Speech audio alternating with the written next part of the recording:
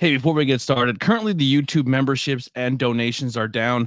YouTube is out to get me into conspiracy. But the people who are signed up, World Champ level Freak Maniac 90210 and our Grand Slam Raz. There's a bunch of different perks and stuff that I would tell you all about, but you can't see it anyway, so we're not going to worry about it. But if you want to support the podcast, links below for all things social media as well as merchandise. And please support my guest links as well. Let's get on with the show. Here's some music by the Converse Kid. This is an ABJ Podcast production. Join us. Would you kindly join us at the Cult of ABJ Discord community? We'll see you there. Join us.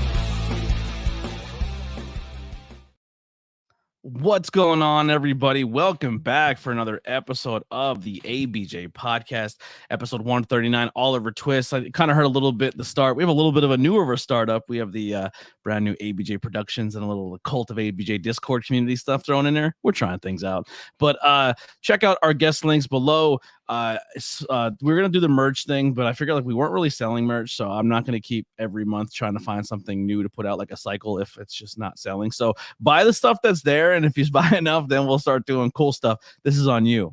This is on you, the listener. All right. If you are checking this out, audio podcast platform, make sure you hit a little screenshot and tag it on social media, myself and my guests. And if you had any questions that we missed, or if there's anything that you want to add on or feedback, we're always open to hear that. So definitely tag that. Use hashtag ABJ Podcast on all social media. That's something new we're trying. And then also, if you're watching live on the YouTube, whether it be YouTube, Facebook, Twitch, or brand new Kick, make sure you just like and subscribe. It costs you nothing, but it helps us out tremendously. Let's get straight into our episode today. All my guest links are below. Make sure you follow and support. So let's get straight into it. Let's bring in my guest today, Oliver Twist. Well, yeah, there it is. We'll get it. Hi there, handsome. Hey, how are you doing? I'm doing great. How about you? I'm doing fantastic. Let's right away. Let's introduce yourself to the listeners. Who is Oliver Twist? Well, hello there, everybody. I'm Oliver Twist. I am a non-binary drag king hailing from the wonderful town that is filled of Kabasi Fest and, other social drugs. I am the Enigma myself. I crawled out of the Shawnee Cemetery. I am just a fun little Muppet, as I like to call myself. Fun little Muppet. I love that. I love it. There's drag kings, and then there is I like to toy with the gender binary where it's like, I'm not masc, I'm not femme. I'm kind of like a Muppet, a little waka waka action. And I serve it all with a smile and a wink. I love it. So I love the drag community because I never experienced it ever. I didn't get caught with the TV show bug or anything like that. Like I'm into what I'm into, and I sometimes I have a hard time branching out. And this, me as a content creator, me branching out to other things has opened me up to that. And this is another reason why, personally, if I don't get a lot of views, this podcast has been a journey for me mentally. It's like my own little journal. But I went to a drag show that was at our local venue that does a lot of pro wrestling. And Which we went there about that, actually. My cousins know one of the wrestler. They're like longtime best friends, like childhood best friends. So like in a weird way, I know the weird community. Guys, it's a small community. Mm-hmm. I love it. And we're doing the show is going on, and I was helping out. I was I was called a kitten. I collected the tips. Yeah, I killed it. I did really well. I think I was probably the best kitten of all time. I don't know. Yeah, so we went there, did our thing. Yeah, the brother. So anyway, went to the show, and I was like, yo, this is so similar to pro wrestling. Like, there's so many aspects where these two worlds are exactly the same. you guys are fighting for a belt, we're fighting for a sash. It's pretty much the same thing. Yes, it's very physical. Like the Yeah, drops and the bump, like we call them bumps. I'm like, yo, they're bumping. Like they're taking full bumps. Like you have to learn how to fall without hurting yourself. yeah. The only time I actually do any type of drops is on the sanctuary stage. Yeah. I won't trust myself to drop anywhere else. I'm currently trying to deal with the fact that I'm trying to lessen my time to actually get knee replacement surgery on both knees. So we're trying to take it easy. We're holding myself up together with duct tape. It's fine. I hold my chest back with KT tape. I do the same thing with my knees. Yeah. It's time. And then obviously the best part about professional wrestling, and I feel drag, is you create a different persona, and that persona has a look and an outfit and sometimes makeup. Like it's so pro wrestling. It's amazing. It is, and we're trying to combine the two. Yes. Now what I recently got into, and this is why I also love drag, because it's like pro wrestling. Is pro wrestling is like we say as a wrestling fan, we tell people wrestling is like Baskin Robbins. There's so many different flavors. There's a comedy aspect. There's a aspect. There is the spooky aspect. There every wrestling has a different style, and every style brings something different. And with drag, like there's drag queens and drag kings, and there's horror drag, and then there's like this kind of like I didn't know, like as soon as I found out about horror drag, I'm done. Like The monsters, you can always relate. See, that's the one thing I think that everybody, performer-wise, we all kinda relate in a way to a monster or, like, mhm, fighting their own type of demon in yeah, a way. Drag is kind of like, if you think about it, a superhero, if you really want that, like, that type of context. But there's, individuals who are like, "You know what? I really like this whole, like, I've always been a good person, and now I wanna, like, really deep dive into this, like, this darker self, darker image."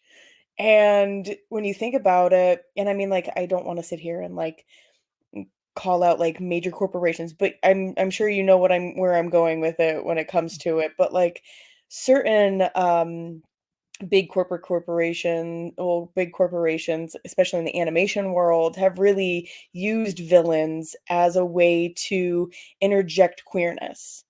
Villains yeah, will always be, in a way, queer mhm, because they are perfect in their own little way. Of course, they have flaws, but they're sassy about it. Um, like, it is being a monster, it's that gateway. It's always been that gateway. Even if you look into D&D or, like, anything that's super nerdy, monsters, when you vilify somebody, I remember being in a couple different panels for, like, just board games. Again, I'm like a super nerd. I might just do drag, but I do a little bit of everything else. So I play board games and I play card games and I do all the type of stuff. But, we had panels and discussions even with D&D and, like, well, why would you actually fight the monster? Why wouldn't you try to talk to the monster and actually get what you need without actually killing it? Or why do this particular race have to be, like, for D&D, why does it always, like, stem on, like, racism? So mhm. there's always, like, something, and it's like, okay, we're just vilifying this group, we're vilifying this. And it's the same thing even with, like, drag monsters and drag itself. We just Interesting. either are glamorous or we're disgusting or we're funny, we're campy. Yeah.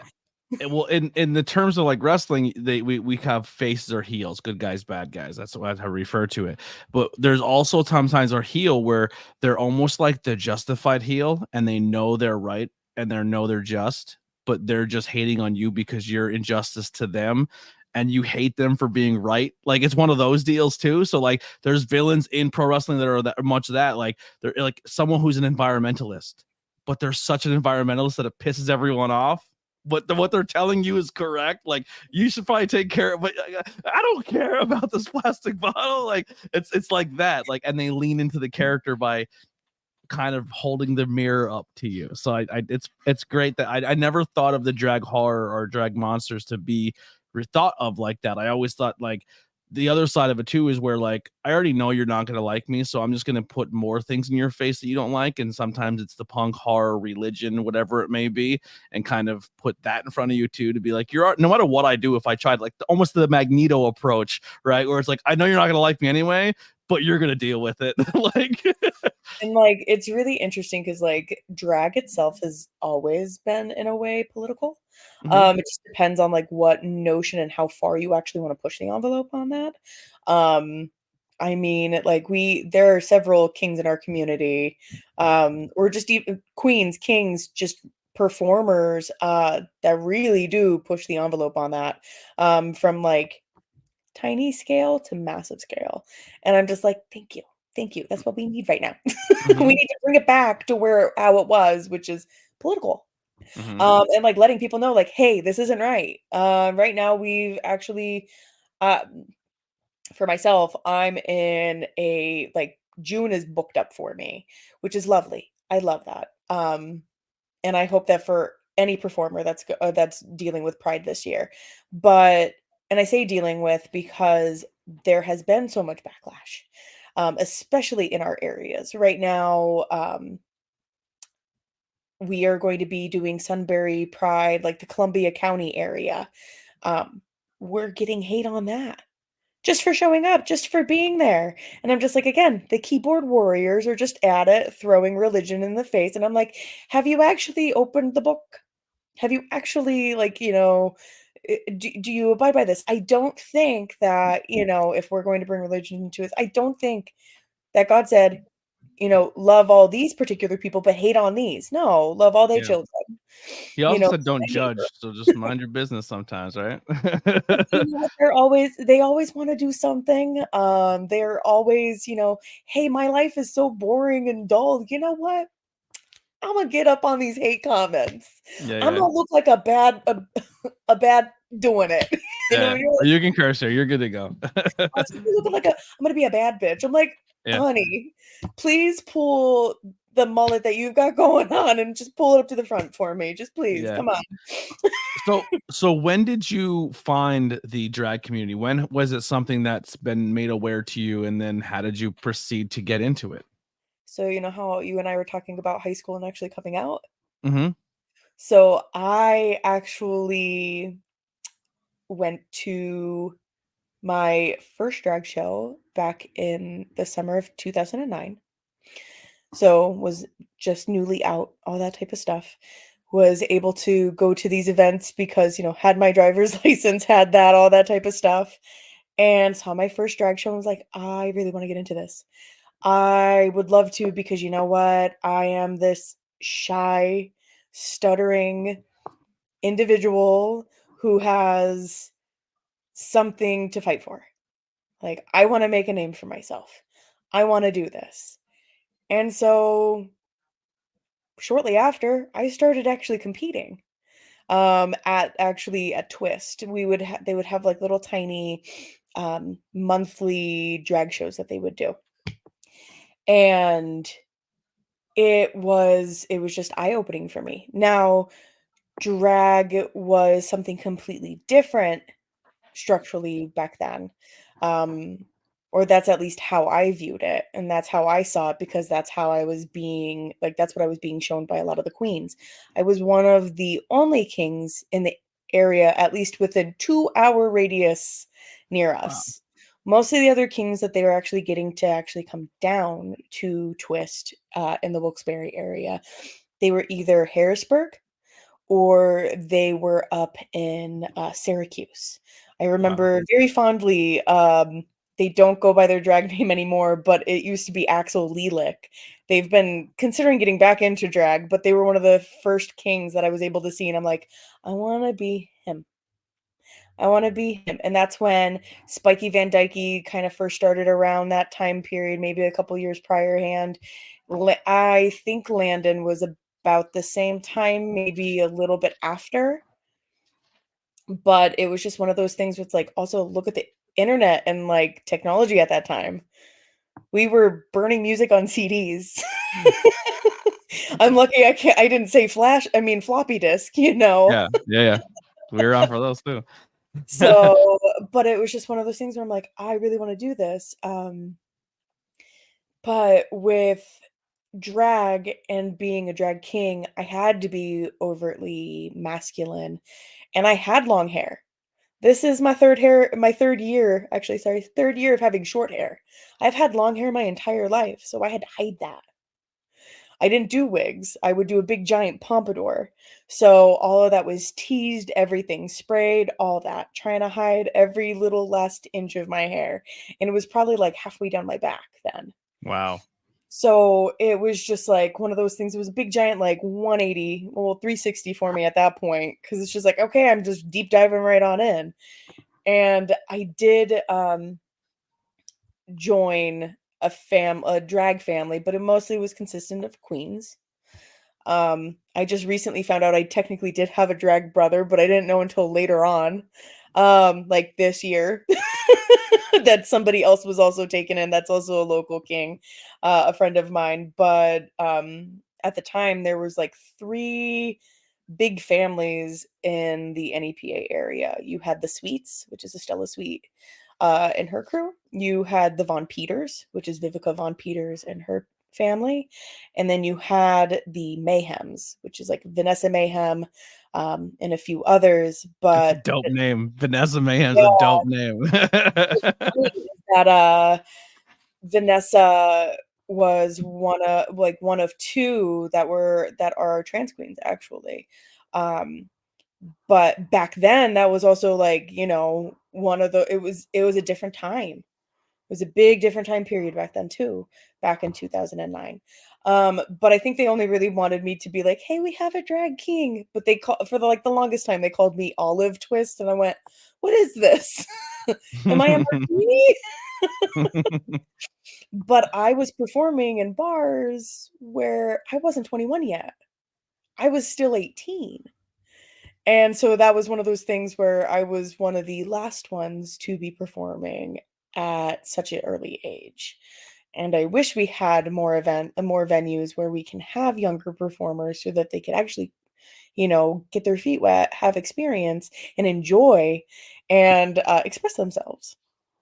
Yeah, it's like the music scene. Like it's really hard for a local band to come up because a lot of the venues they're going to play are bars. But if you're a younger musician and you want to play rock music, like there's really nowhere to play, and like all the under 21 clubs have all kind of like I think my generation like was the last generation to have them because too many kids were just underage drinking or finding ways, or it always turned into a problem, so they just got rid of most of them.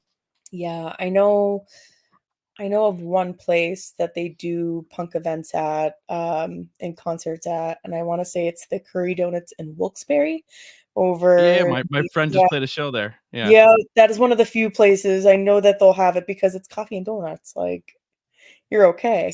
Yeah, that's awesome. That's a sick place to do a venue. So, I don't know a lot of other venues. I was gonna say the Keys, I know that they shut down, but you had to be 21 and up to perform Yeah. there, right? Yeah. The only thing we really had growing up was like roller skate rinks. Like some roller skate rinks put like bands and stuff in because it was like an underage thing. It's the Dude, one thing I miss. I miss yeah, having the roller like the rinks for that. I don't think But it's a rule that we can't go. Or it's gonna be weird, but we can still go. You know what I mean? I want to fall they all the just this past year, they ended up pushing the event or canceling the event. We were supposed to do a drag show actually at Skateaway. And I'm like, yeah, I'll totally do it. I'm just like, I'll bring out my skates for this. I mean, I need to re-practice, but hey, I if mean, I if, if I don't see drag roller skate limbo before I die, I don't think I've lived my life complete. You know what I mean? I will make sure that happens. I think It's that'd just a be bunch of us are gonna have to be wearing extra padding because we're fragile.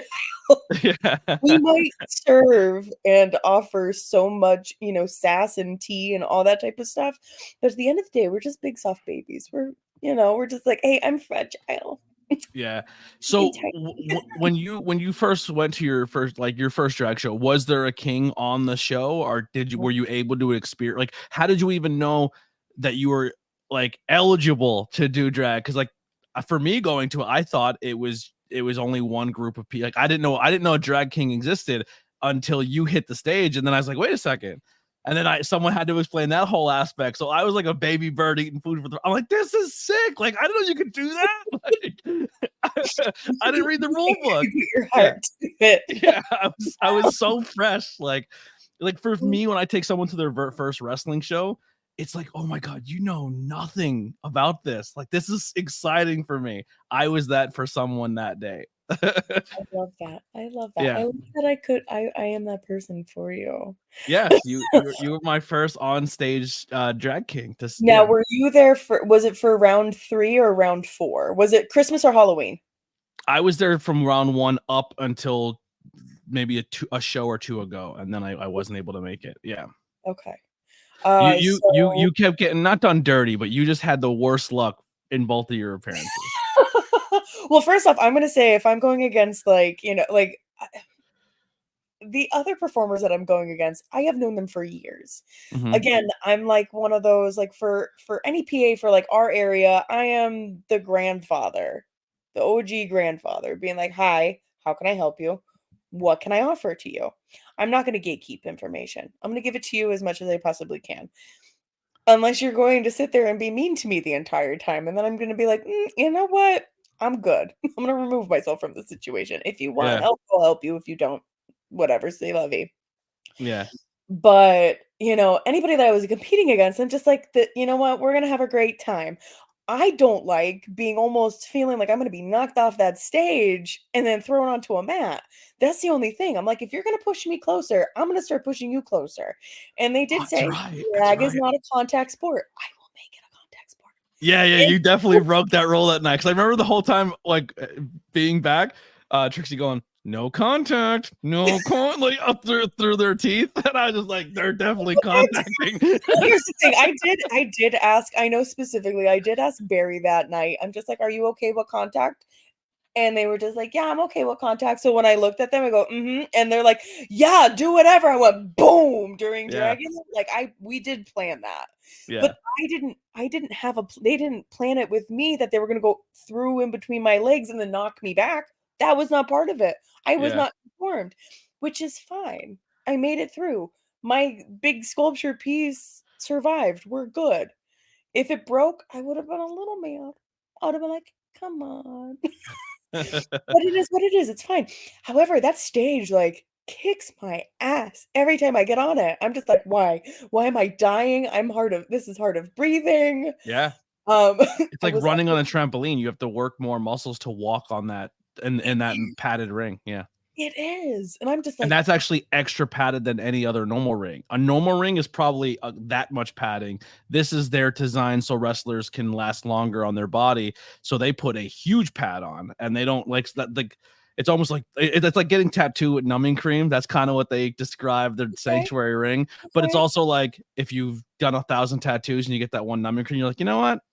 I'm into it. I paid my dues. I'd rather fall on the big cushiony mat. It still sucks, but it's not as bad. Yeah, exactly. But yeah, no, because I remember performing at the sanctuary before they actually had all that padding. It was just the first set of padding to it. We did a show way back when, and we had to I remember going up the day before to be like, okay, how was the actual area? I want to get a feel for this so I know what I'm getting into. It was more padded on the walk down. And that was before the mist was a problem. And the queens were just like, oh, I brought on my pointy heels. I'm like, yeah, good luck. You're breaking your shoe. Yeah. It looked like gun hole shots in the stage because all the heels were poking through. Yeah. Absolutely. It was. And I'm just like, and I knew a few of the queens broke their heels, and I'm just like, you should have came here the day before when everybody was able to actually take a look at the stage. I asked, it was like, hey, how can I trust fall? Do one of those. Yeah, that was an event in itself. That was a lot of fun. But yeah, love the cats. I have my little orange boys coming over, and he's knocking my monitor around. I'm sorry. Yeah, I don't know where mines are. They're somewhere around here. Chaos. But yeah, no. So I knew what I was getting into, and then seeing it being even more padded, I was just like, oh, okay. So this is more of a workout. That's fine. I'll do that. That's good. I remember bringing it up a few times, being like, hey, drag and wrestling, can we make this a thing? That's what I said. I said, let's train. Boom! What's Yeah. up? Yeah.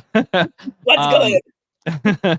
How did you develop the name and the look, and how has Oliver Twist gone from the start to where we are now? So it's really funny because it's just like I could have changed my name multiple times, and I went with Oliver Twist because one, I am a big musical fanatic. So there is the musical Oliver Twist itself. Um, my actual name is Olivia, so the opposite would be Oliver. And I am a gender bender twist. I make people question a lot of things, especially with my flirty, charmy personality. That is one of the things that has definitely remained the same throughout my drag journey. I celebrated this is my 15th year this year doing drag. Um, it has definitely changed for the better. I expect, especially as a performer, to constantly evolve. My look is never going to stay the same for sideburns. My mustache and goatee is never going to, well, pinch is never going to stay the same. Um, my outfits have definitely evolved more over the years. Um, I'm trying to put more and more effort every time I can. Um, Again, I'm not going to sit there and like gatekeep type of like, any type of information when it comes to drag. Probably in the way beginning, I'm just like, I'm not going to share any of my information with anybody because no. But that Oliver has definitely grown throughout the years.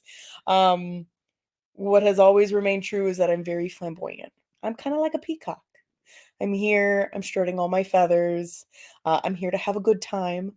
Um, Not for a long time, but a good time for most of it. But I mean, for myself, I've noticed that I've become more and more and more of that like lone wolf. I get along with everybody. I do what I need to do, and at the end of the day, I stay out of the drama. Mhm. Is there a key element to the look that always stays relatively the same, so it stays like almost true to the original character, and then other pieces can change? So still, I definitely try to keep and pronounce the butt chin that I Mhm. have. Um, and also the eyebrows. I try to, yeah, I mean, my eyebrows are naturally bushy itself, Mhm. but at the same time, I like to make it a little bit more devilish, try to have a little bit more fun. And what are you doing? Come on. Sir, go. Thank you. I try to have a little bit more fun with just like the natural look. The one thing that has definitely changed is adding more of eyeshadow and trying a little bit more of like those feminine elements to it. Mhm. Um, it's not such harsh lines. I have been trying to soften it up a bit. So we all progress. Well, I appreciate showing love to the kings who can't grow middle parts of their mustache, so I appreciate that. I mean, my PCOS allows me to grow a mustache that I do have to take care of in my under chin. The one thing, I mean, even like one thing that'll always remain true for me, especially when I am performing, if I'm doing anything when it cut like I don't have a chest plate, I use my real chest for Uh-huh. performing. So I tape everything back. That is the one thing I've always kept doing. I have always taped. It's just the method has changed drastically. Um, but I mean, I'm not overly toxic masculine anymore, like how it used to be for me, where like I feel like I was a little bit more disgusting. I've definitely tried to keep more of that like refinement and class and maybe a little bit more femboy energy Mhm. when it comes to it. A little bit more just like, hi, you know, give a little bit more of that than just being like, hey, baby girl, what's up? Like, I'm just like, Yeah. like, So let's not be toxic unless that's like a theme that I have to go with for a show. Yeah. Um, When I first seen you, and even tonight, the look definitely I pulls a lot out of it. You give me I get a lot of Marvel characters out of you. So I get a little Mephisto. I get like glam version like dark, but like when evil Doctor Strange, because you have like the goatee with the eye, like when he gets like dark version, and then just like if Iron Man and Doctor Strange had a yeah, baby. if Iron Man went like it did a drag look, 100%. There's a definite Tony Stark look in there as well. I love it. Like I said, a superhero moment. Yeah, You know, it's definitely it's allowed me to be more comfortable with myself. Like that's what I love about drag. yeah. It has allowed me to be the person that I am today, and I wouldn't change it for the world. Now You you were know, saying before your flirty personality and like what you bring to the table as a personality. Do you think that's what makes you stand out the most? How you said before, I make you question yourself sexuality by looking at me. I feel like once again, kind of tying it back into wrestling, like your objective inherently in the world of professional wrestling is to make the audience feel like you're really fighting and hurting each other. And I Mhm. feel like I could be wrong by thinking this, but like the idea of drag is to kind of make you question what you're looking at. Like to the point where like, are you like, you know what I mean? Not like, are you into it, but like you're essentially trying to switch the mind of I'm presenting as something different and I still want to be sexy and appealing. And like, am I wrong by saying that's No, inherently you're the not idea? wrong by that. I mean, Yeah. my personality itself, especially with drag being that it has helped me a lot. I am a flirtatious individual, but I don't push boundaries on people because I respect that. Yeah. I respect individuals. It's the same thing even with drag. Consent is sexy. Hmm. We always make sure we ask for it because if somebody says no, I'm gonna walk away from you. Yeah. Yeah. That's fine. I'm not going to draw any attention to you because I don't wanna make you uncomfortable. Um, and, like, that's also, like, the showmanship of that, Hmm. the show person of that. Um, but even with, like, performing, like, yes, like, whether I'm doing drag or draglesque, so which is, burlesque, but drag-wise, I have done that at a few different shows and venues. You're making sure that everybody's okay and comfortable. Like, yes, I want you to question. I wanna pique your interest, so I'm going to elaborate more and do that. That's my job. You came here to see me. If you don't like what I'm offering you, then why did you come in the first place? Hmm. But I also at the end of the night, I hope you came. Yeah. I hope you come. Figuratively and, literally. I want you to have a good time. But, like, that's me telling my story. That's me putting it all out on the stage. Whether that story is actually powerful or sexy, again, depends on the range of the show. I'm here to put it out there for you. And if you Yeah. want to approach me, like that's the one thing that I love now is that people actually more will approach me now than they did then. And I didn't really change anything in my look in the sense of like just standing there, like, smiling and taking pictures. I think people find it that it's intimidating to approach a drag king or just approach people in general, at the end of events, at the end of shows. So, like, it's nice that people start coming, up to me now being like, "Oh, hello, thank you," like, and talk, and I'm just like, I'm like, is my face angry? Am I looking a certain way? And, like, some people are like, "You look very intimidating." I'm like, "I'm not. I'm the biggest golden retriever there is. I'm a big puppy. Come up to me." Yeah. I definitely Oh, could see that vibe too. I think that, is it Latte That music? that's Kai. Kai Oh, is our hello guest. there, Kai. I think you should try it. I think you should I think everybody should try it, really, truly. Give it one go. Kinda like with, retail or, server industry. Do it for a year and tell me how you feel at the end of it. No, thank Again, you. drag. I Try did it. retail, kinda. I did I worked retail. at FYE for a year, and I only worked like 1 day a week or 2 days a month just so I can get the discount, So, like, so I can get all my pop culture shit. which one did you work at and at what year point? Um, 2000 or mid to late 2000s in Frackville Mall. Okay, alright, so I was at the Valley West at the Wyoming Valley Mall. Okay. I worked at FYE too for, like, since 2010 to about 2015. FYE was very kind to me when it came to Funko Pops, because when the shipment came in, if there was any good ones, they went into secret locations for 90% of the employees, and then when the discount came, a customer's name was used because we couldn't use the employee we had a whole system. Yeah. A bunch of movies are here, and no one claimed their pre-order codes to get the movie 7 days early. The greatest thing I ever accomplished at FYE is I'm a huge Kevin Smith fan, and the movie Dogma you cannot find on Blu-ray because it was only produced once and then it was never produced again because it's been held up in the Weinstein stuff. So you can get it on DVD all the time, but to find it on Blu-ray you got to pay like a couple $100. But if you work at FYE, the system price does not sell it at $300. It sells it at like $7, but you have to find a store that has it and you have it shipped to you, and then you check it out and go home with it. What's really sad though, like now that it's, I mean, like I too love my Funko Pops, but like I was there when it was like game systems were still sold there. Yeah. But also at the same time, that discount was so nice, especially if it was clearance. Mm-hmm. I built up my musical collection, especially my odd, weird, like fucked up musical like obsession. Built that up. Also, my anime collection.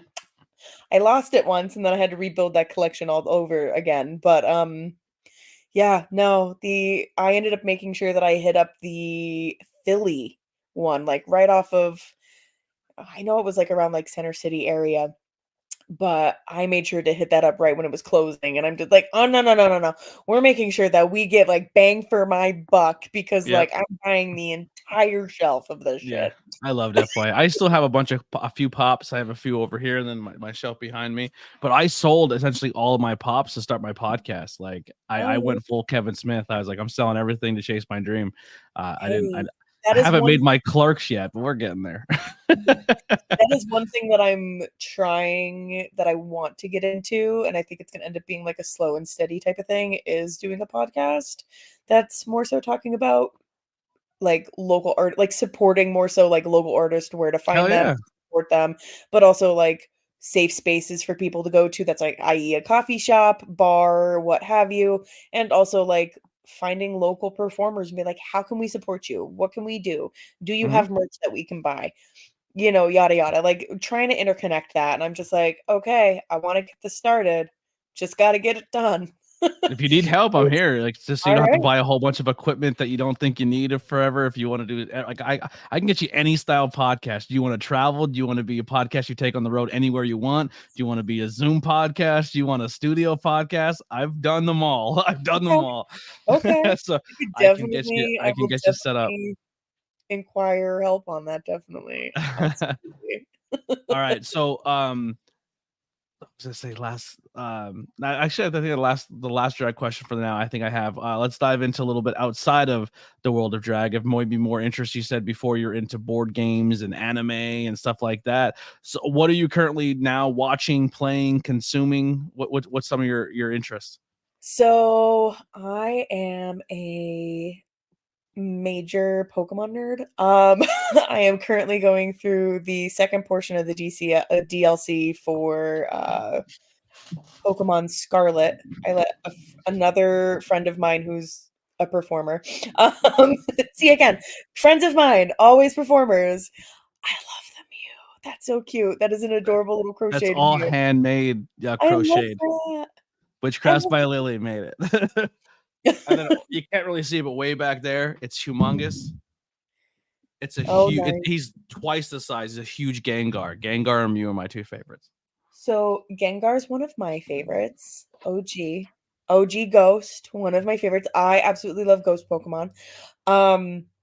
So currently, right now, that's one of my games that I'm playing. I love Legend of Zelda. I'm a big Animal Crossing person.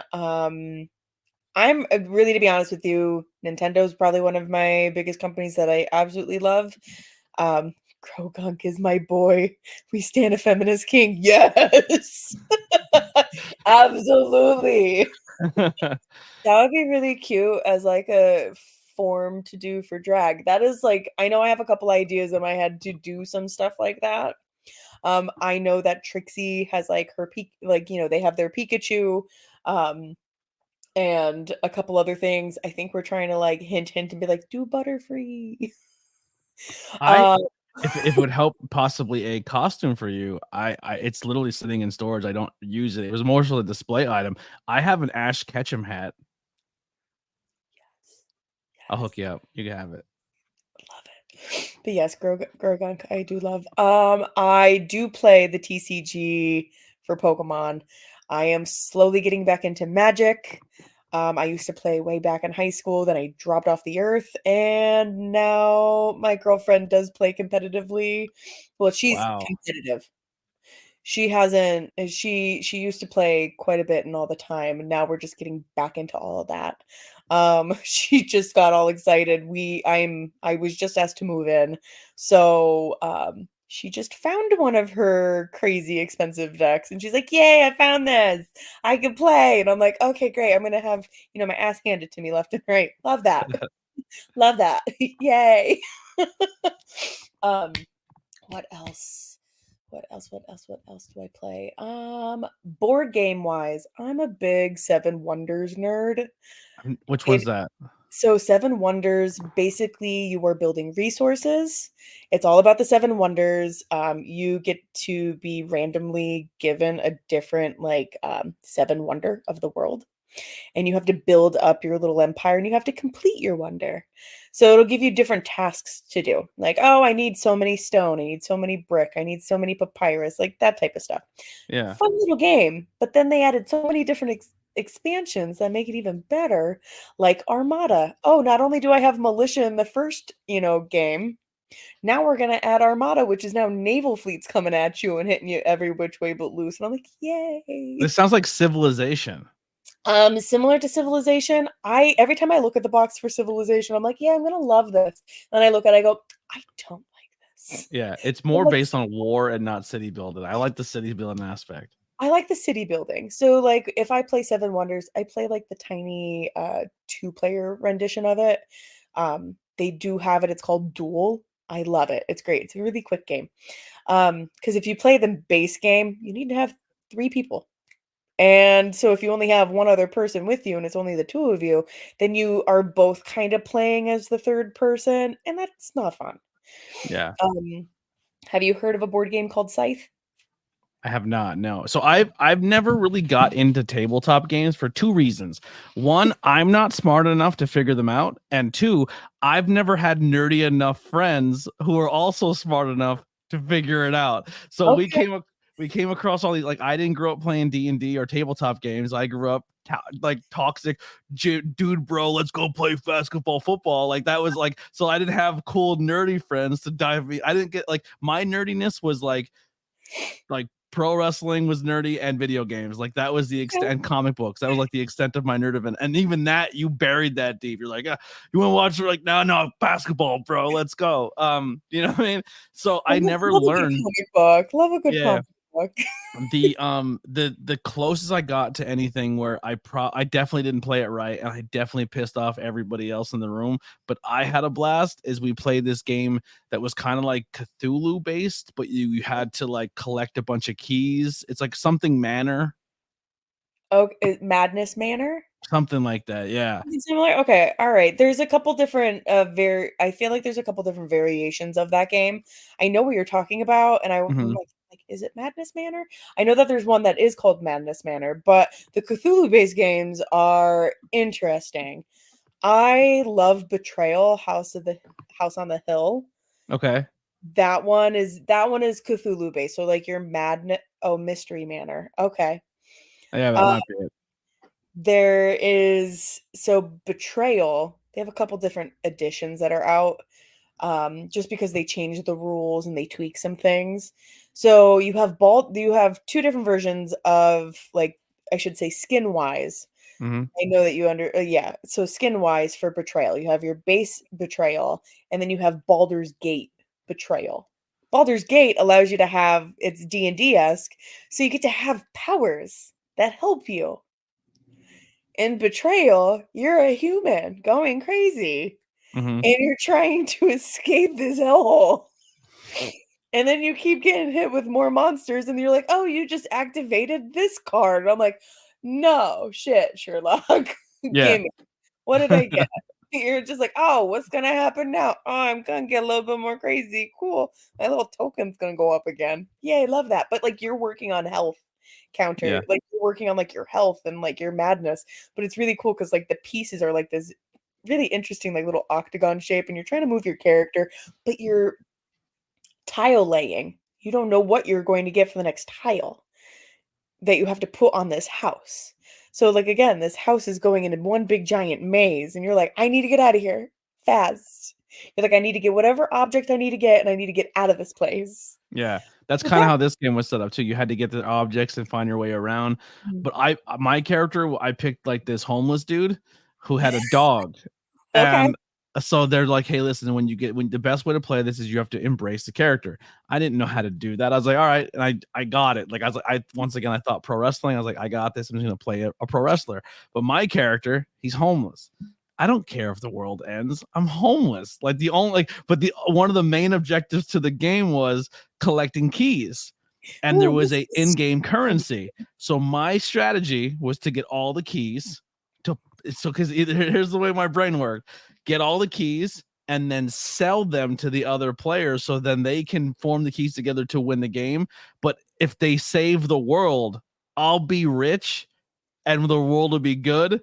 But even if we all die, I tried. Like I was setting it was a do or die thing for my character. So I yeah. had no objective to help them save the world, except my objective was to get the keys to then make them buy them off me, which is not even an element of the game. You're like, I'm gonna play y'all. Yeah. And then the entire time they were rooting for me to die. So like they were throwing monsters my way. And one of the perks of this character was if you sacrifice your dog, you get your health back, and then you move away like it's like a fast retreat, and you move like halfway away across the board. Dog was gone. They're like, you have no heart. I'm like, I'm gonna like my guy Just die does either not way. care. Yeah, yeah. There's more strays. I'll pick up a new bud. You know what I mean? Like, Oh, that hurt my little heart. I'm Like a I dog used to lover. But hey, when you're getting chased by monsters, you gotta do what you gotta Yeah. do. But Yeah, yeah, you're like, they hated playing with me, but I had a blast. it's me or nobody else. One game, and I know this is going to be super controversial, especially for people who are board game people.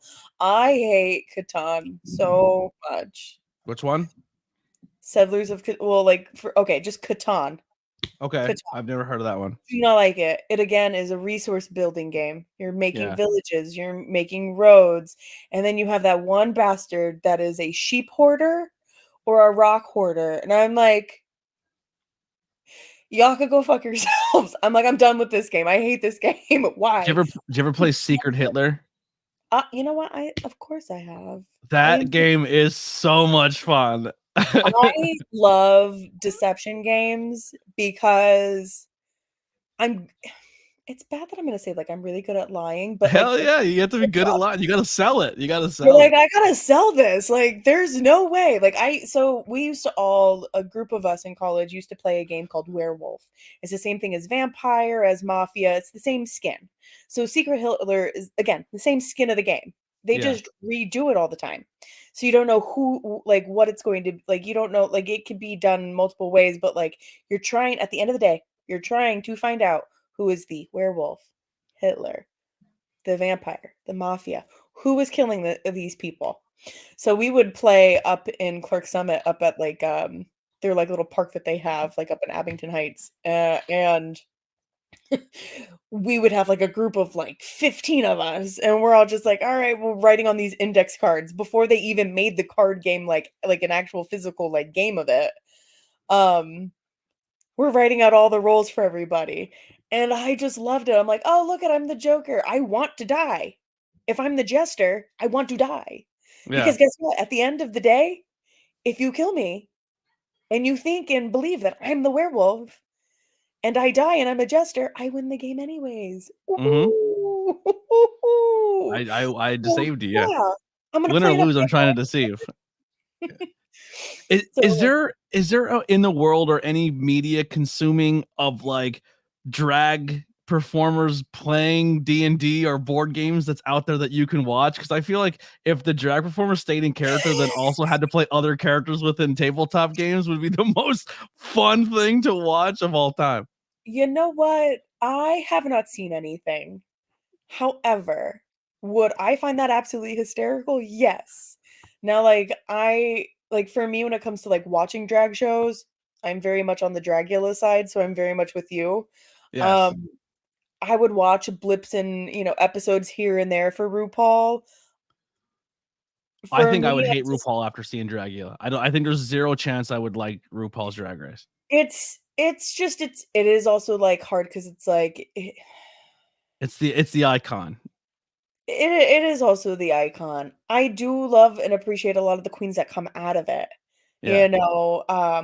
I would appreciate it, but I'd be bored because I was exposed to exactly what my niche is right off the Yes. bat. Yeah. Yes. Like, well, that's the thing. Like with RuPaul's Drag Race, like just even like recently, it's interesting because it's like everybody knows somebody in the community. Like there's so many of us, but also at the same time, we're such a small community. Mm-hmm. We're such a small faction. It's like pro wrestling. I know people who are on TV. Yeah. And so like this past year, like several of us had like one of the queens that was on there. We thought she was gonna get it. But we all knew her. We're just like, I'm like, okay, like, oh my god, like, look at that look. Like, we all knew who was helping her out, and it's Saphira Crystal, but who was helping her out with her costumes, who was helping her out, like, building all these constructions.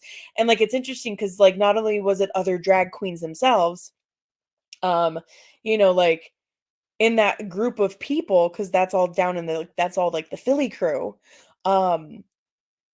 You have Henlo Bullfrog, who is one of the bigger kings that's down there, helping Saphira Crystal, who is for RuPaul's Drag Race.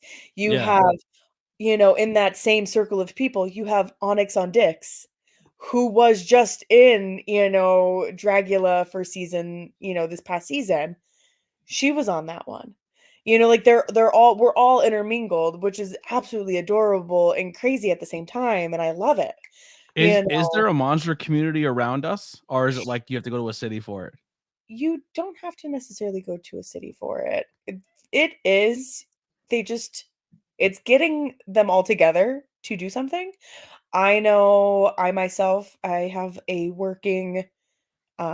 I'm working on a little bit of a project where I'm trying to get more of alternative drag performers to host shows, whether it is a king alternative drag or, a little intermingled of a little bit of everybody. That is what I'm working on. Okay, I'm in. If you put together a monster or a horror show, dude, that's from season 1. I always like I'm hooked, and then they did the final where they did like the punk filth, like the filth segment, and what I can't even say on. I love it. I can't even say what happened on this filth thing on this podcast. Just go watch season 1 of Dragula. From that moment on, I was like, I'm in. They are fucking gangster. Like what? Like I thought it was the coolest shit I've ever seen in my. It was disgusting, but it was fucking crazy. Well, that is one thing that in my 5-year plan, I hope to actually try out for Dragula myself. As long as they keep it going and keep it running. I love that Dragula has definitely went from like this super B-rated, even though it's still kind of like B-rated in the sense of like campiness to it, that they have still kept that. It's the production quality has definitely gone up way more, which I do love too. But they if you're still hold watching true this to and campy. you are a horror movie fan or a drag fan, it's just Shudder's like $7 a month. Just go and I think you get it for free if you have Amazon Prime. Just go watch it. Like get all those numbers up. Yeah. You do like so you can also do AMC, and it offers it on AMC, and AMC also has other wonderful collections of horror shows too. Okay. That is part of that. So, and I want to say it's about the same. I got mine on Black Friday, so I paid like $80 for like a whole year, which really wasn't bad. That's the move. Yeah, Now, that's the only time I'm ever doing a subscription. I'm like, Black Friday. so how you said before, you're very much into the nerd culture first, and then everything else kind of fell in. Were you always someone who was into like the cosplay scene even before you were into drag? Yes, And I now was. I feel like being a cosplayer and then getting into drag is like a cheat code. I feel like you're a little, because you have to build Input everything. Like, this. yeah, yeah, AB, up, yeah, down, yeah. left, right, select, start. It is the cheat code in a way because you can be anybody that you want to be. You know, you can create that caveat for yourself. Um, like I know when you met me for Sanctuary, you saw my big like shoulder pads, and I'm just like, I really want to make a Mad Max inspired type style outfit. And this is like kind of like that, like glue into it.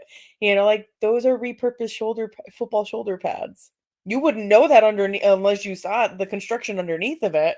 But Mm-hmm. like cosplay has always been a big thing. Unfortunately, I was in a um really toxic and manipulative abusive relationship that pulled me away from the cosplaying and drag for like a little while, more like 3 years. Mm. Um I told other people, I'm like, "Oh, I'm going to stop drag because I'm doing grad school." I was doing grad school. I lied though on why I stopped. I allowed somebody who I thought loved me get in the way of everything that I love dearly. So I stopped going to conventions. I stopped doing like watching anime. I stopped doing drag. I shut out a whole crew of people out of my entire life for this one person. And she made me believe that, everything was right in the world and it wasn't. Um I broke that off at the end of January 2020, right before the world shut down. That was almost 7 years. Wow. So I am slowly getting back into playing video games, watching anime. My drag career has expanded and has been blossoming even more exponential, blah, blah, blah, even more so, which I love. And I can't express to you how much I'm very grateful for everything in my life. Um, But, like, I am a big Sailor Moon fan. Like, if you wanna know about, like, for animes, love Sailor Moon, love Soul Eater. Helsing was a big part of that in my life. I used to read everybody says manga, however anybody wants to pronounce it. Like, I used to read that because I struggled reading in, elementary, middle school, up until I didn't start reading books until high school. And, like, I couldn't really focus, but that has allowed me to refocus and calculate and realize, like, yeah, I am, a little on the neurospicy, still figuring it outside, nothing diagnosed, but definitely have stuff going on. Everybody just has, their own, like, little superpower with it. Mm-hmm. But, I've always been involved in art. Like, my dad used to draw, my mom used to paint. My dad was very much into Heavy Metal Magazine, and he'd be like, "Hey," he exposed me to so many great artists. Now, granted, was I a kid at the time that he was exposing me to all these great artists? Yes. Was it probably not the best move? Probably not. But I was in middle school and I was more mature for my age. Mm-hmm. Um, I was never restricted at any point in yeah, my I was life not of what I couldn't restricted. watch. Yeah, I was able to watch, like, when I grew up with someone like, oh, I couldn't watch anything. Like, I had to live my life by the PG scale. Yeah, Oh, this no. is TV. I never experienced. I was 11 watching rated R horror movies. Like, yeah, like I was like, all right, you know what I mean? Like Here's your see you later, baby bird. You know what I mean? like, Like, my dad was showing like, I got to see, like, the original Heavy Metal movie. I absolutely love it. I used to watch yeah. that middle school on up. So, like, the age of 11 on up, I'm like, I love this movie. I didn't find it weird watching it with him because he's just like, "No, I want you to understand who these artists are and Mm-hmm. what difference they made when it came to cinematic and, like, animation at that time." Like, that was always something I absolutely loved. was getting involved in that. And he's like, hey, if you're going to get into like heavy metal magazines, like you want to look at the 70s and the 80s.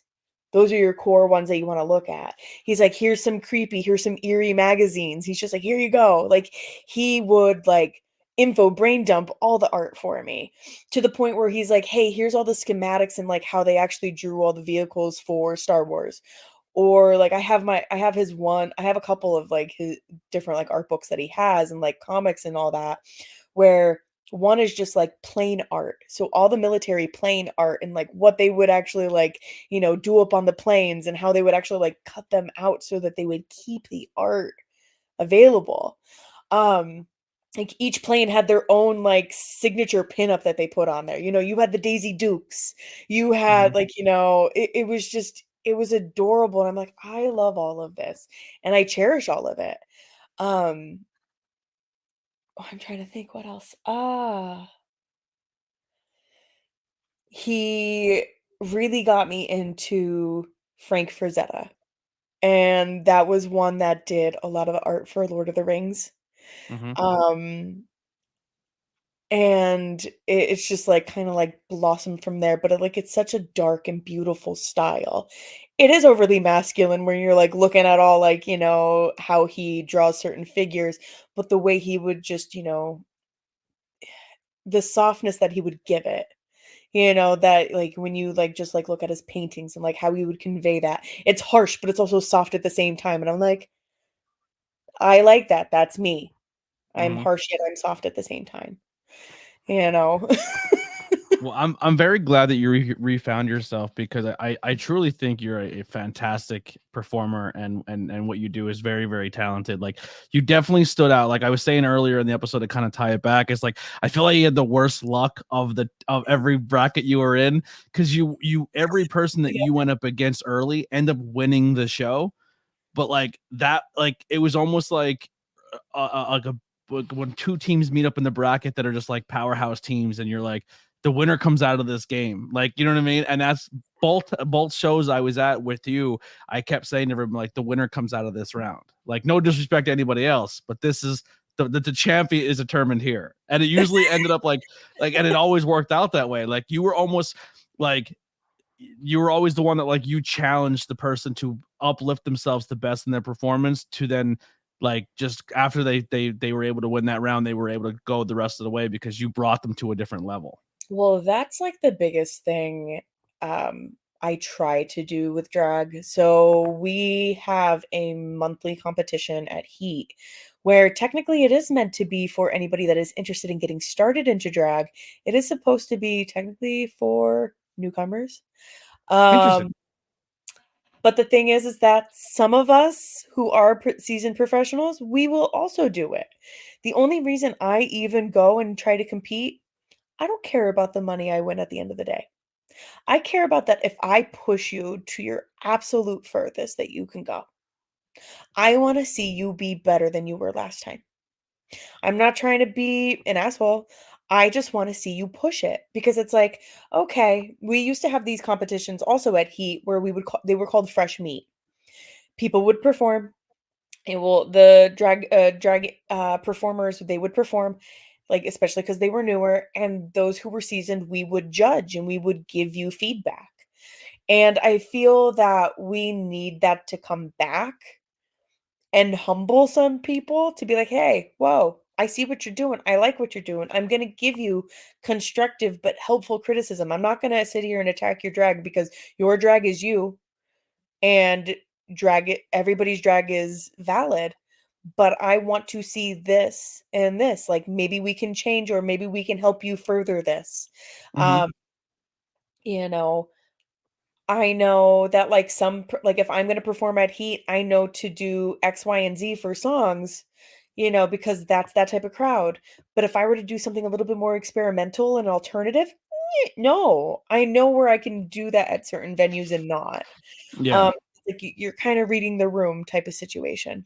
But even with dragiators, like I do it to push the envelope. I want to see you be better. I want to push you. But if Mm-hmm. you're going to constantly give me the same thing every single time, I'm like, what are you doing? You were doing really good and then you decided to let it flub. What's going on? Yeah. Like I tell anybody that comes in, they're like, well, why are you here? And I'm like, I'm here to push you. But I'm Mhm. also here in case anybody needs help with their makeup or anything like that. Come here.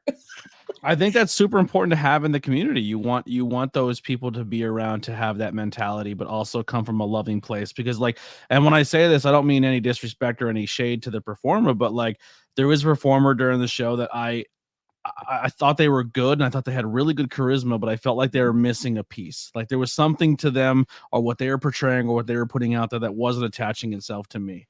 And they went up against you in the competition and you pulled the best performance I still think that they've had the entire time out of them.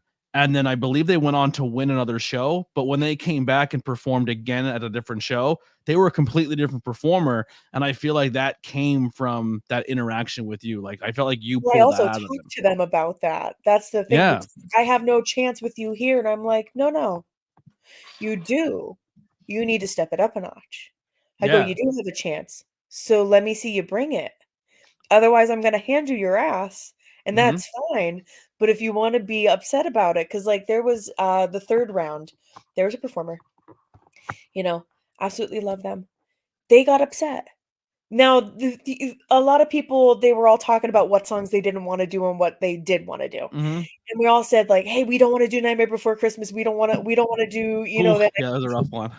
I'm like, "That's a really rough one to do as one person." Because you have all these 3 different components and characters to voice. And when everybody said, "Hey, we don't wanna do this, we don't wanna do this," that person decided to s and we all agreed, "We're not doing this song, we're not gonna pick it." That person decided to agree and go, "You know what? I wanna do that number." And I went, "Are you kidding me?" I'm like, "You did that on purpose, you little." I'm just like, I'm like, "You gotta be shitting me on here." I'm like, "You know Yeah. what? I'm not opening my mouth." But then they were upset that they didn't win. Yeah. And so the next time I pulled them aside and I'm just like, "I see that you're upset." I go, "But that's poor on you to be upset at any one of us for performing our best for a song that you chose to pick when nobody wanted to do that number. Mm-hmm. And you can only be mad at yourself. You can't be mad at anybody else if we outperform you. It is the audience. It's not your performance itself, like in how you do your drag, but it is the audience pick. And like, you can't throw a hissy fit because that's not proper, like, performer etiquette. You can't do that. You're gonna make everybody else feel uncomfortable too. Oh, people who And were at the show who like me, who know nothing about drag, I was like, "Oh, that emotion's real." Like that there's something happening over there. yeah, Like, and yeah. I'm like, "You can't get upset about it." I'm like, "I'm excited that I got to perform against you." But it didn't hurt my feelings that you got all bent out of shape, and you're allowed to have your feelings. Don't get me Mhm. wrong. I go, was there something else that was going on that just, alluded to all of this and like, you getting upset and crying and, they ended up saying like, yeah, like I'm kind of just going through a lot and I really just wanted to win. And I'm like, I'm sorry that you are going through a lot. I'm just like, but like talk to us. Mhm. Don't behave in a way where you shut us out because we don't have to talk. But like we want to see everybody succeed. Yeah. And, like, if you're going to be that way, go ahead. Nobody's gonna talk to you. Like, I think I'm that's here a to, like, huge build oh, everybody sorry. up. Yeah. Sorry, there's a little bit of delay. The timing, I tried to jump in with the timing, but it was way off. So I'm not trying to make cut on you. So No, people you're good. listening at home, they're like, you always, I'm like, there's a delay in the StreamYard sometimes. But anyway, I think for me, what I enjoyed the most about drag and learning of it from you, like, because I realized that what I seen as drag was different than what I would normally consume at most drag shows. Like the way it was done at the Sanctuary with Trixie show was like more of a like a one-on-one competition and more the other drags more like stage presence. I mean, like I was told it's different, you know what I mean? But I like the competition aspect, and I think what made the show good is once again relating it to pro wrestling, where sometimes there is real upsetness or beef or problems with two performers, but they're going to go into a situation where they're going to put on a physical performance, and sometimes they really don't like each other, and that's a recipe for a real problem. But Yeah, there's that element to the art form of what you're doing that even if you are in a competition and there's hate and there's heat and there's cattiness, that there's still the overall love for what you're performing under, and it's those emotions pull out better performances somehow. But then you go back to the back, and sometimes it's almost like fighting, like two dudes fighting, and like after they have a beer, you know what I mean? It's like that same energy of like you battle, and then you realize like either the cattiness gets worse, or you become better friends after because you've realized where you both stand. Yeah. No, And I it think is that's cool very about drag is like the emotion, passion to it, but the artistry as well. exactly. It is Yeah. very the same, and I love Yeah. that. It's so awesome. Last question here, and then I'll throw it to the chat. If anyone has any questions, please let's get them in and have some fun here. But my last question for you is: if someone were to be wants to get into, I know you kind of touched on this locally, if you're in the Pennsylvania area, with heat, which we'll get more information on as well for people. But if they were going to get into the art of drag, or even more so, drag kings, how would you recommend, or what's some early advice you would give to performers that want to be in this form? Definitely research. Sorry, I'm like trying to control my lisp. If I'm talking very passionately, it will slip. I So love I it. try to enunciate as much as I possibly can. One of my favorite wrestlers of all time had a lisp. You can go all day long. Always research, like figure out what you want to do for drag. Figure out who is your persona. Um, what is your character? What type of drag performer do you want to be? Do you want to be a clown? Do you want to be, a drag clown? Do you want to be super campy? Do you want to do and be a mime in a sense? Are you going for trailer trash? Are you like, what is your look going to be? Or do you not want to have a look and you want to be a little enigma Muppet? You'll be anything. Really, truly, at the end of the day, you can be anything that you want to be. But you also have to speak what's in your heart and in your gut. Yeah, I just want to be gender chaos. Yes. um, but research, look at different makeup ideas. Look at different performers that have been following, or follow those performers, and really understand and get a sense for who that character is and what that character is for them. You know, we always use references to help what we are, you know, wanting to develop. So, just like sit there, look at different artists. Some that I can definitely suggest. You can look at Darren to Shine. You can look at Buck Delicious. Actually, two of those are actually my friends. One's out of Rhode Island. They perform up in Massachusetts. The other one is out in Idaho. Buck Which Delicious, great name. Buck Great Delicious. name. Great name. We all kind of look the same too, which I absolutely do love. So we might feud. It's on purpose. We Yeah. do it on purpose.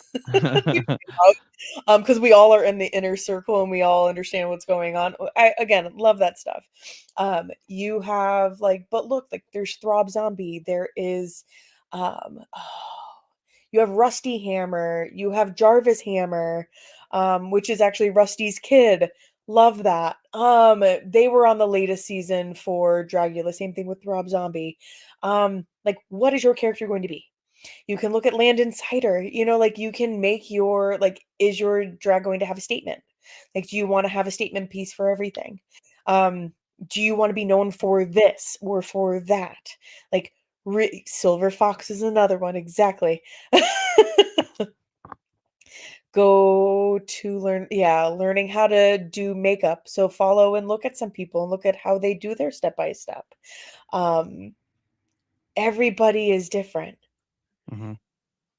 You're not going to be perfect your first time either. And I think people get in their heads a lot and they're just like, oh, but I practiced my makeup so many times. And I'm like, yeah, I get that. Oh, I've practiced my routine so many times in my living room. I go, you have to wait until you get on the stage. You have to And read the crowd and play into the crowd. yeah. And some people, they blink. I blink. I still get nervous. And that's okay. Sometimes I'm like, yeah, I'm going to do this, this, this, this, and this. And then I get out there, I'm like, Yeah. that roadblock just went, oop, nope, that's not happening. Okay, fine. Yeah, wrestling, you could be one of the most athletic, giftedly talented people when it comes to stringing your moves together and being the best striker and making everything look amazing. But if you have zero charisma and don't know how to play to the crowd, it's almost like you could be the best dancer and performer, but if you don't know how to perform to the audience, you could be a shit dancer, a shit performer, but your charisma is so good that the crowd eats you up. Like that, you could be that. Like, you know what I mean? It's Yeah, part of the it's part of the jet. Yeah. you also have to learn how to adapt. If something doesn't go the way you want it to go, you gotta really think on your feet. You have to be very quick. So you really definitely have to learn to adapt, especially if it's your first couple performances. You're going to forget things. And then you're going to be hard up on yourself, and you shouldn't be. Because guess what? At the end of the day, you did that. You went out there, you put everything together, you got your look down, everything was great. You went out on that stage and you performed. And guess what? Anybody else that was in that audience that came to see you, they could say boo or whatever to you. They could never do what you're doing. It's the same thing with Mhm. wrestling. I don't see the general public going out there to audition. They can never do what you're doing. Certainly, can they put their mind to test and actually do it? Yeah, absolutely. But are they going to? Chances are no. Yeah. Now, You know, how it does takes a someone asset get for sure. into the scene? Do you have to know someone to get in? Like, do you have to find like is there like a school or how I heard a lot of the terminology and from a lot of people is like drag mom or drag dad, like that. So So you can have drag moms and drag dads. Now, granted, I said I did have a drag mom, but it was a pseudo drag mom. I didn't learn anything. I mhm, I did everything myself, and that's fine. Um, People do have families. There are groups that do have families, and you are supposed to learn from them. You're supposed to have that guidance. Um, in a way, I say that I'm the parent of many. I'm more like the fathers that's not really there. No, I can't really say that. You can come and collect child support from me. No, it's more so that like if somebody wants help, ask me the questions. I'm going to help you. Um, I mean, I myself, I did have a drag kid and it didn't go well, and that's fine. Unfortunately, there was no really resolution. It was more like a just immediately cut ties with no conversation, and that's fine. Um, does it make me upset? Partially, yes, it does. It did I deal with it for a long time? Yeah, I did. Um, do I still think that they're a wonder performer? Absolutely. Do I appreciate being treated the way I was treated? No. mhm. At the end of the day, no. Um, a drag parent is not to be a promoter for you.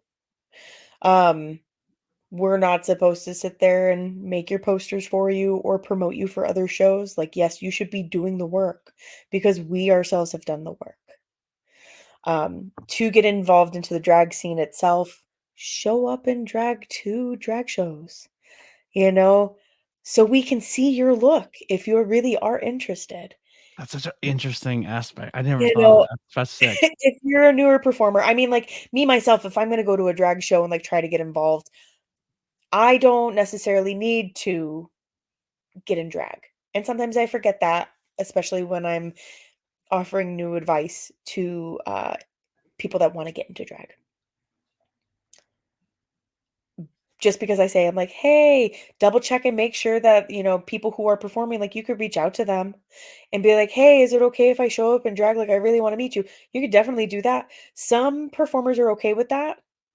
Some performers are not okay with that, I feel. Mhm. I know when it's like bigger ones, I feel like they don't want to always see it. But I mean, again, it's case by case difference. That kinda Like, happened at Trixie's show. A performer showed up in drag or I guess their look and their drag, I think they might be similar. Maybe they just showed up to the show that way, and then they performed like 2 shows later. Like they showed up, they made the connection, and they performed. I think they won the round they were in too. I'm pretty sure. I think they won the show they were on. I think. probably. Wait, didn't you? I think you had the final. Was it you I when they did like the so I bridal? won the fourth one. Yeah. I came second. I was runner up in the third Who challenge did you for. go against in the third? I went up to against Tequila Divine. Tequila's the one that showed up. Tequila showed up in the crowd and then performed like 2 shows later. I still think Oh, that was nope, probably the nope, coolest it was Nikki. performance. So it was Rosa de la Cruz. You would be correct because she won the second round. Yeah. I thought it was Tequila that showed up and did that. They're But actually the part of perform the same family, which is funny. So they yeah, are I all think the part of the same performance I'm talking about though was you and Nikki's performance with Mine and Tequila's performance, yeah. is that what it was, the white dress?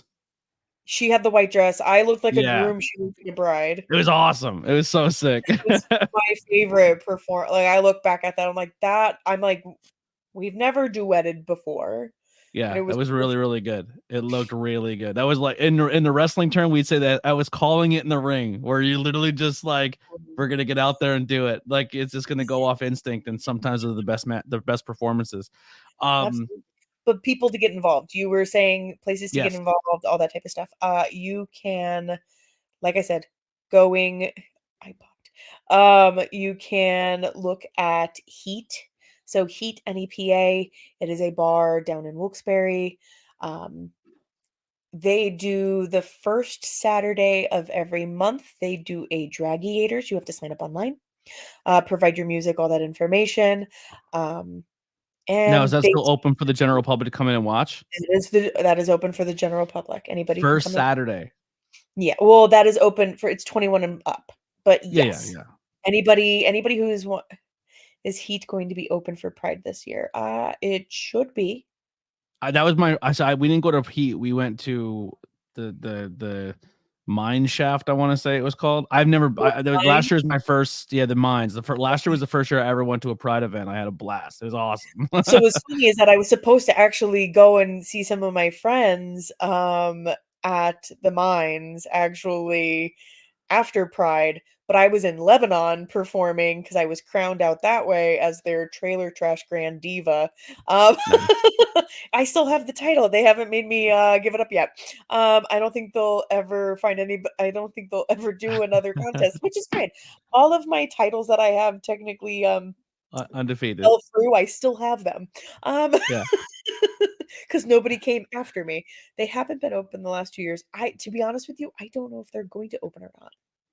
I know that even last year they did the mines. Um, Now are you saying, like, having Heat open during Pride, like, when everything is going on, like, Well, during the day? we walked by Heat to go like because they like to experience it, and it was closed, so we all went to the mines instead. Okay, yeah, they might have just done it for I know that they were doing a little bit of construction inside, but I don't know why it wasn't open the year before. I think it might be because of capacity factor. Yeah, I think the mines held more, right? Everybody wants to be there at Heat. That place might not hold capacity. I think last year they had a drag show the night before. They Yeah. usually do a drag show the night before.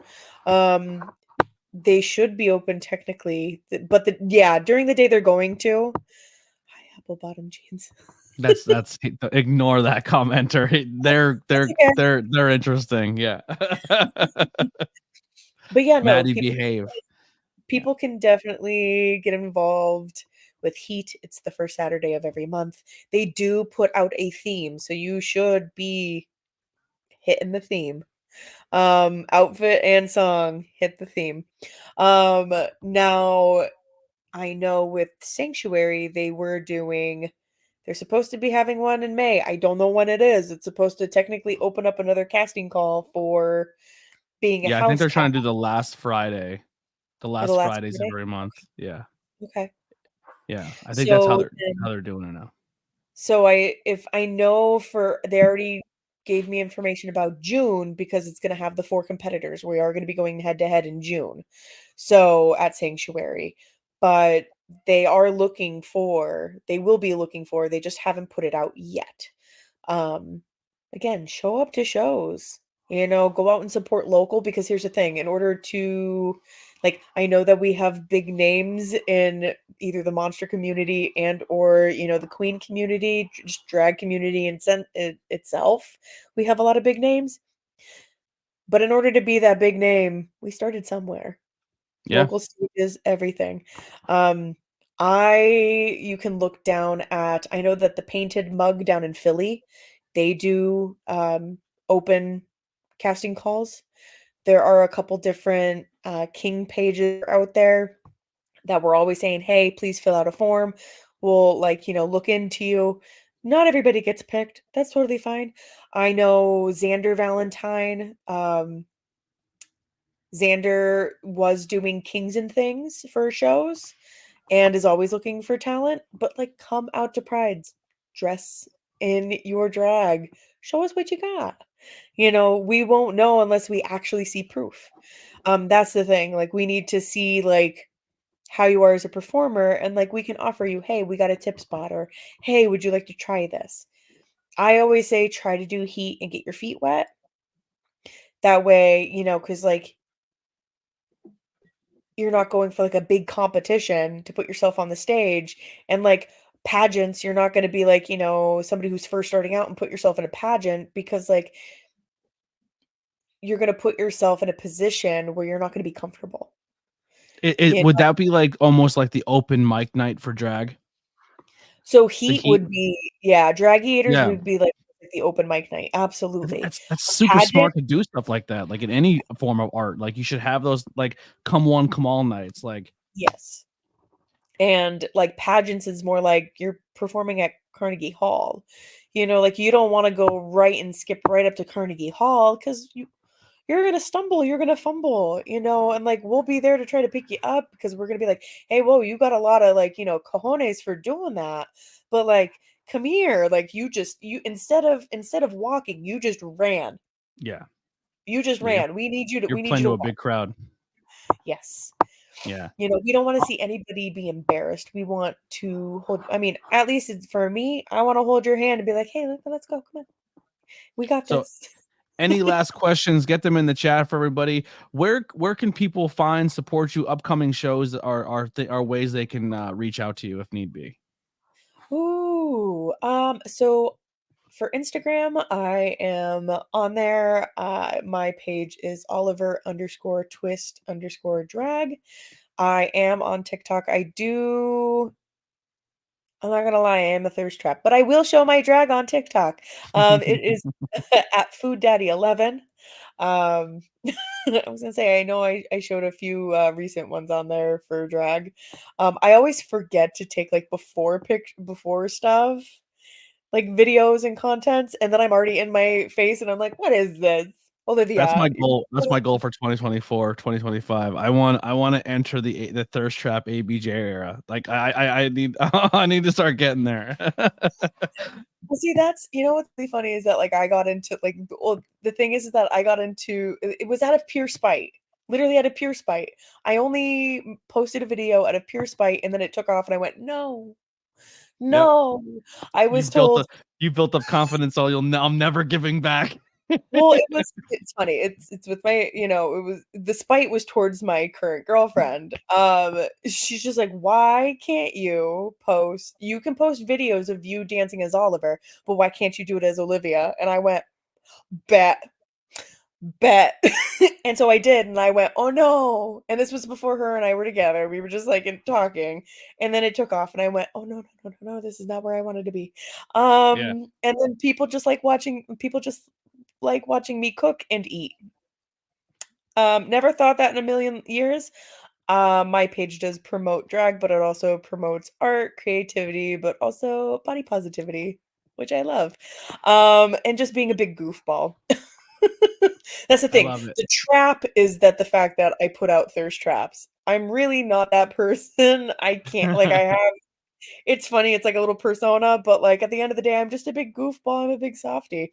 What else? Oliver, it does have a Facebook, so you can come over and, add me.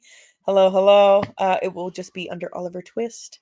Hopefully the right person pops up. I look like I'm wearing an all white outfit with a bunch of flowers all over me. I think I'm pointing up to the sky. It was my little Elton John moment.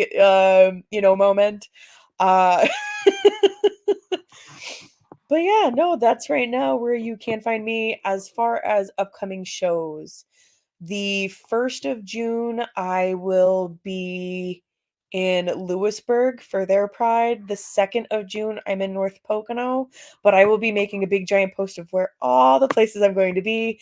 I know I'm going to be down in Nazareth on the 8th of June.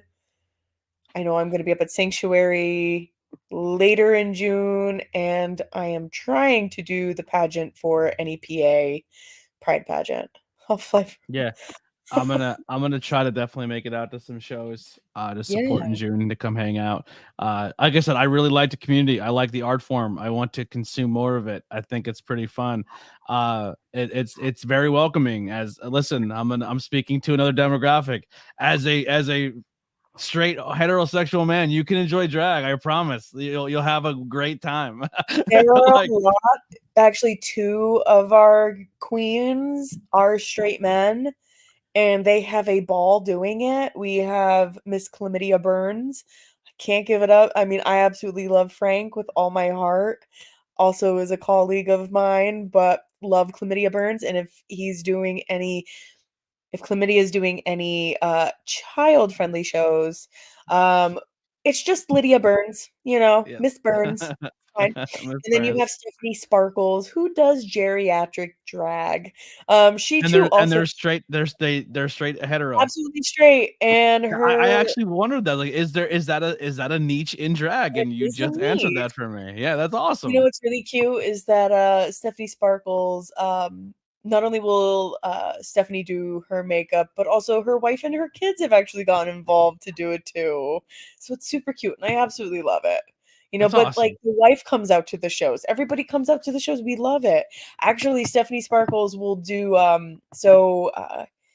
they run Norbit's Coffee out in like um Effort, PA. But they raise money for a lot of the local places like the fire department, all that type of stuff. Hmm. And he does it in drag. It's even better. You get a cup of coffee, you get to see Stephanie Sparkles.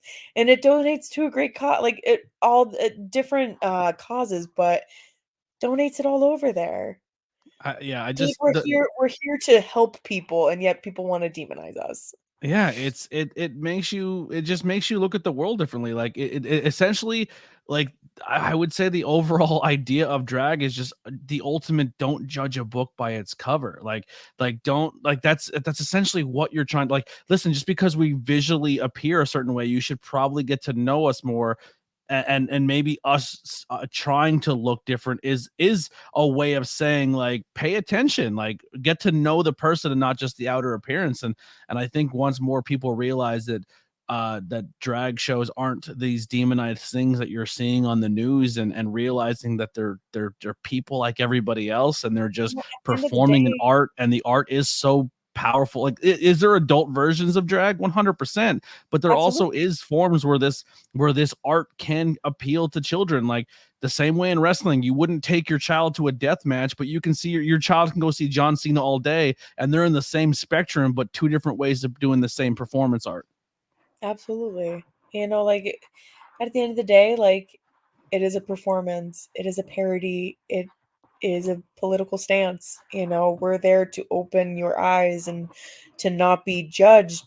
We want you to see things differently. We want you to educate yourself. We want you to expand your mind. Like there's there's always that saying like there's no such thing as a stupid question.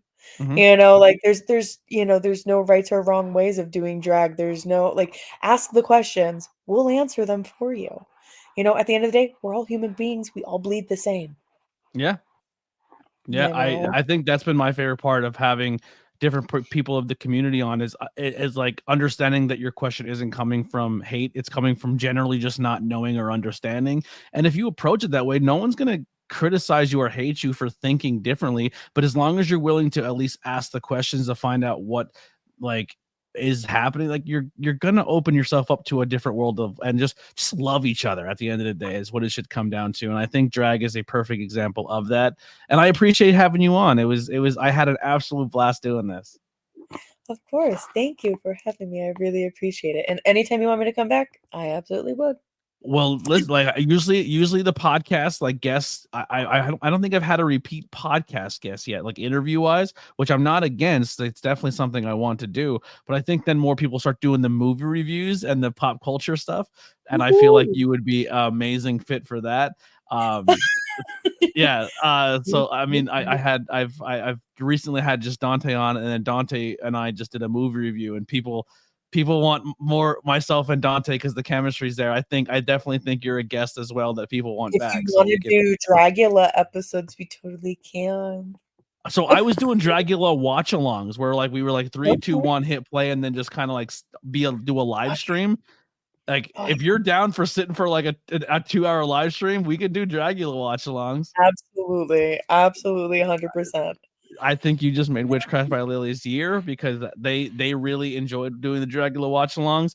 The only thing that pissed me off, right?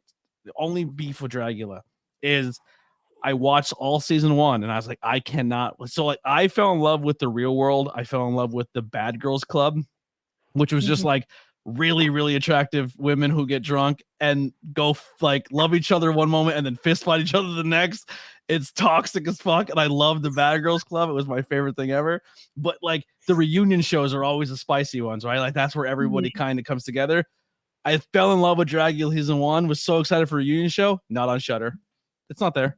You can't watch it. It's like certain episodes, like there's 2 episodes in season 2 that we're on right now that are not on. Like there's 2 episodes Really? they took off the thing, and there's some seasons that do that where they just take 1 or 2 episodes off for whatever reason that may And, be. like, you And I was like, share your accounts for, like, AMC or anything like that? Or how do they have that, like, block like that they do with no, you Netflix? can't. I mean, that's how I'm essentially using Shutter now. Someone is hooking me up, but like for some Okay, reason, I was like the like, I entire can hook thing you up with my AMC. I will hook you up with my AMC.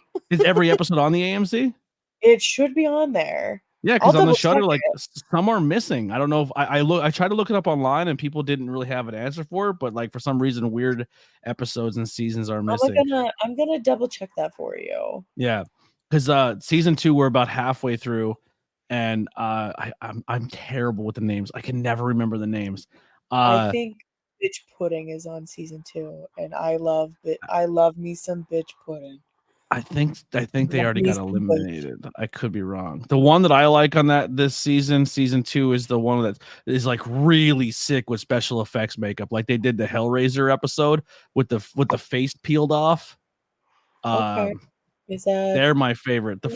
So the first season, I the winner I had, uh, um, Victoria Black is the one I like for season 2, and then season 1 is the one I liked the whole way through. Well, the first one I liked was the Ursula Major. Mhm. I just thought they looked awesome, so that was like my favorite in season 1. But I said from the very beginning that the winner was going to be the one who won the whole thing. Like that was the one I fell in love with. Like I thought they were really fucking good. And then the one that was more the glam one, but got into it because of they just wanted to try a different scene out, and everyone hated her for it. I thought that was kind of cool. Like I like that dynamic of season 1. Well, I think you're gonna see that definitely in this season, I'm trying to think. Because 'Cause they're on season 5. They just did yeah, I was gonna say they And just there's did. different versions too. There's like 3 different So, spin-offs of Dragula. you have, yeah, you definitely have you have, like, the 2 extra spinoffs on that. Those are a lot of Mhm. fun. And Love there's that 2 because if you movies too, right? previous I don't know if I've seen the movies. Yeah, I think there's 2 movies on Shudder too. I was Yeah, I'm like, gonna "Oh, have there's to a double lot check here." everything on Yeah, yeah. AMC. There's like Um, yeah. I know that they have Titans, going through Titans, that's crazy. Um, yeah, season 5. So they started breaking their rules as it started it kept going, where they ended up having, like, 4 top people instead of the top 3. So you'll Interesting. start deep diving into that too. Season 3, we had the first king ever. Yep, absolutely. So that's the thing, and I knew that was gonna end up happening. Absolutely loved, Hollow Eve, though. Hollow Eve was ingenious with a lot of their filthy tactics. They are definitely more on the filth performing side, especially with, like, having staples or having needles or having like live bugs on that. Like they're the whole aspect. Like they were a filthy like performer, So and they I lean into like the sideshow freak stuff. definitely That's so, cool. very much so. I feel like you're going to like season 1, really I got hooked in it, but I really got hooked with season 3. Dude, Um, the crucifix in season 1. That's all I'm gonna say. Yeah, yeah. I was like, what the fuck? I Like, was like, this. literally, it gets crazier and crazier. Like, I absolutely love the latest season. I thought it was Yeah, absolutely amazing, and then there's people who are, like, hating on the winner, and I'm like, "You can't do that." yeah. They chose them for a reason.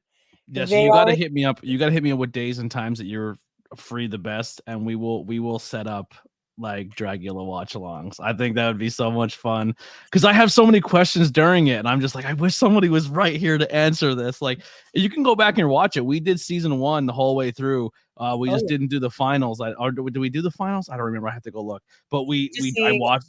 I had so much fun. I loved it. I was hooked. I was like, I want to watch more, but we've already streamed for 2 hours. I was gonna say, I'm just seeing the beautiful little comment just saying I wouldn't recommend the live bugs from Australia. I'm gonna tell you right now, no, I'm good. Mm-mm. Nope. That probably would be the only thing I would actually definitely have to get over is bug eating. Even though what we consume 2.5 spiders a year. I ate crickets once. They were chocolate covered crickets. And then I ate a honey covered scorpion because it was badass. They're like, who would eat the scorpion? And I was like, I'll eat it. I was like, I'll say I'm the man who ate a scorpion. We went to go see a Dolly art museum exhibit and they were serving bugs. And I was like, when in Rome, right? I feel I like if was like, it's there, like I will definitely try it. that's You exactly know, what it came down to. I was trying to be I got cool. some roaches from Madagascar. Here's the Yeah. thing, I love bugs. I think they're cute and adorable and all that. I don't want to eat them. Now, if it goes in my nose or it goes in my mouth by accident, like that's on the bug's fault. That's not my fault. Yeah. I will be trying to evacuate it out of my system as soon as possible. It Actually, what and if anyone has any questions, I ask one more time to get them out there. I do have one last quick one here that just kind of popped into my head. When it comes to performances or things that you've done so far in your career, what are some performances that really stand out to you, or are things that you were able to put together? Ooh. So I started being really hard on myself last year where I was starting to feel, well, by other people, unfortunately, like a washed out king, that I didn't have the spark anymore. Um, and hearing other things in the grapevine that really made me put a lot more pressure on myself. So, me getting back into the game of performing and actually being like standout like showpieces for me, one had to have been being the first king to actually perform for um oh geez, what the crap is it called? It was down in Harrisburg. They did like their Harrisburg arena, and it mostly was of queens. I was the only king in my group, and then Peter Pansy has done it, I want to say twice. Um, I got a little bit more I didn't get really extremely harsh feedback, but I was told I didn't have like the same, like, I needed more energy. And I'm like, but I'm also a king. And like, there is a certain energy that I do give. It's just different than what you're seeing. Mm-hmm. Uh, so it is also not necessarily hard, but sometimes I feel like we You're do get being a judged lot of differently. yeah, I feel like we're being judged on the same level, and I'm like, it's 2 completely different levels. Yeah, you have to Um, look at each. You're playing a different character essentially. Like you're I'm doing a not a different. You're I'm not a bouncy queen. I yeah, yeah. can be a bouncy king if I need to, if I'm doing that type of role, but that wasn't my performance at that point. So, like, I was very proud of myself for actually going above and beyond and doing that, and showcasing, like, hey, kings can put it out all on the stage just as queens do. But also, I think it was my like callback little moment for last year's Pride pageant. I was just asked to come to perform, not to compete. And I came out and I put it all on that stage, and I did Elton John's, well, it was Taron Egerton's version of I'm Still Standing. Just Fucking letting love people that know, being like, song. I'm still here and I'm Mhm. better than I've ever been. I love You that song. know, If you're fucking feeling down about yourself or you feel like dude, even if you just accomplish a small goal, like start with small goals first. But if you just play some Elton John, I'm still standing after you accomplish some dope shit, like you're unstoppable. Like you're gonna take over the world. it's just like, I mean, like, I know I have my own, like, past, my own traumas, my own everything, and I'm still here and I'm still fighting. Mhm. And, I've not given that up. So it's just like one of those things where it's like, even though I was being very harsh on myself and being, very hypercritical and thinking that I was so washed out, that I'm just like, why am I allowing this person to get into my head? And also myself, when I can be much better than that. Yeah, I love that. With the drag stuff too, do you film a lot of your performances? Like when you go do stuff, like how the Sanctuary, everything, you can go back and like rewatch your performance because Sanctuary filmed it. Is that a thing in the drag community where people film and record their performances? Some people do. I have some of mine recorded that are on my phone. Not everything gets recorded. Some That's people reach crazy. out to me and stuff that they record. I don't always get like, we just had a Mother's Day show down in Philly. Um, and it was like, a big, like, heartfelt type of show because Philly lost one of their um performers um due to a hate crime. Mm, So they were also trying to, shed a lot of light, um, allow for safe spaces to be there and be open, and to, tell people, like, like, love one another, like, make sure your friends get home, make sure you're, walking them to their car, all that type of stuff. But that was just one of those, like, heartfelt moments that everybody was kinda, like, taping and recording, and I got to see, like, little snippets of it, and I'm just like, "No, I really love this." I got to mhm. see some of the photos because some people sent them my way. Um, but that was just, like, that scene down there is, like, super impactful. They're a great crowd to get involved with too. Um, but, yeah, no, I have some of my stuff. I don't have everything. That should be Um something that you look into the more. Just all you need is like essentially. I'm just gonna wrestling like a hard cam, just one camera that stays hard in the middle of the show in the thing that gets dead center of the runway, and then just have someone man that camera, and then just at the end of each show, just chop up each performance, send it to the performers if they Yeah. can throw a couple bucks towards the camera person that day. But I think that should be a role in the community where more people can see your performances because so much work goes into the makeup and money goes into the makeup and costumes and everything like that. Are the We do kids? I don't everything want to. ourselves a lot of the Yeah, time, I just really, I to be just think honest throwing with a you. couple bucks for someone to be a filmer at those things would be vital, just to get branding out there more, to see, or just to even have a video journal of past performances to see how you got better or changed over the years. I know, like, I'll post some of my videos, or I'll post, like, little snippets. I know I try to be a little bit better on TikTok about it. Mhm. Again, sometimes I already have this all painted on, and I'm like, "Dang it, I was supposed to do something beforehand. I was supposed to do a cute Yeah. little transition. Didn't happen. Oops." You If I go to know? a wrestling show and there's no cameras or production, I'm like, why are we doing this? Like, Yeah, are you you are I mean, you like, doing it especially just for the for people in the wrestling. crowd? But like, you should film your stuff. Like, I don't know. See, we will have, like, people who will, like, take video and, like, at least on our phones, which is nice.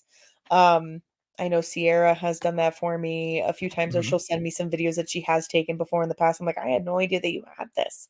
Because again, not everybody, like, I don't always have, somebody with me when I'm performing, which I have to be a little bit more careful about, especially with Pride and all the other places I've been going to. Uh, I know I've dealt with it in Wilkes-Barre, like, a couple years ago, where, like, I just was accosted and bothered at, like, a gas station. It's not always fun. Mm. Um, I try to make sure that I have somebody, or at least, like, go, "Hey, I'm here. Hey, I'm leaving." And I don't get out of my car. Like, I make sure I'm fully gassed up and everything ready to go. Um, That so sucks. because I That's don't want once again, that's a thing that doesn't cross my brain to think of, and like that people Yeah. have to live like that. It sucks. It Well, sucks. if I was a king that wasn't so theatrical with my face, that would be one thing. But because I'm so theatrical and I'm not more realistic, I am going to be bothered. And I'm tiny. I'm not like a 6-foot giant, in heels. Like, I'm not in heels. I'm not like towering over people and like I can bring out like, deep vibrato. I'm tiny. I am built like a wall. Don't get me wrong. I am a thicker king, which is one of those things that's definitely has helped me is that I'm being more body positive. I'm trying to be much better about myself. Mentally, emotionally, all that, but, like, I know I can hold my own, but I don't wanna be caught in that situation, Yeah. I see Yeah. Oliver, do you analyze Yeah. yourself when you see your videos, and if so, how do you get over and deal with that? Sometimes I really, am proud of my moments in my videos. Speaking of orange cat, um, say hi to Franklin, everybody, this is Franklin. Um Sometimes I have my performances and they're great, and I'm like, "You know what? I really like this, but I wish I did this." I'm always going to analyze myself. I'm always going to be much harder on myself than anybody else. Mhm. And it's really bad, especially being an artist. I'm always overcritical. I always think I can be better, or I always think like, okay, I'm not better in a sense like I'm better than other people, but I'm like, I know that I could push forth better work. Um, it's the same thing with drag. I know I can push forth better work. Or I go, "Hey, Yeah. you know what? That wasn't my best." I have videos where I look at them and I go, "Oh, no. Absolutely not. I was not feeling it that day." Hey, Franklin. Um, no thoughts behind those little eyes of his. Absolutely none. Well, I think we will wrap it up there. I really appreciate everyone for hanging out. Oliver, I appreciate you for coming on. I had an absolute blast. We'll definitely set up some more content in the future. It was really, really insightful. Thank you for teaching me once again more things about this scene. I absolutely love it. I can't wait to consume more of it and go and support. June is coming up, so now more than ever, you should go out and support your community, whether you're in it or are not in it. Become an ally. What I mean? Trust me, I'm an ally. I go to them. It's a blast. You'll be amazing. Just like they're just as accepting as anyone else, if not more. Also, It's do have caution when going to some events. If you feel like you are uncomfortable with the situation, it is okay to leave. yeah. You know? Yeah, it's Okay. I loved it. Listen, I first went my when I was fresh off my recent separation divorce, and was not confident in myself at all. I was just like, man. And I left there feeling pretty high on myself. I was like, listen, if I were to ever switch, your boy's doing well.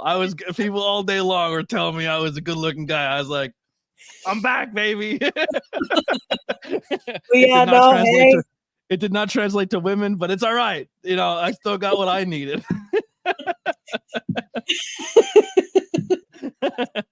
Yeah, it Trust was me. beautiful. I had such a blast. I cannot wait. We'll definitely get linked together more. I love the Dragula idea. I want to watch so much, but I can't watch by myself because it's one of those shows I watch with somebody, with Lily. So I have to. I hate it. So yeah. But Yeah, here's some music. good about it. You gotta be good about it. You can't I just hate watch it. ahead. I hate that My rule. girlfriend, she loves watching ahead on things, and I go, why did I even attempt to watching this with you? Yeah. Yeah. Don't commit to a show with me because I'm gonna get bored and ADHD is gonna be like, I need that now, and I'm gonna go watch it. So What's it to scratch the itch? yep. Let's wrap it up there. Thank you so much, everybody, for hanging out for the ABJ podcast episode 139 with Oliver Twist. Make sure you check all the links below. Follow both of us on social media and find out other ways you could support, whether it be merch or going to see them live at a show. We'll see you next time on the ABJ podcast. We're out of here. Awesome.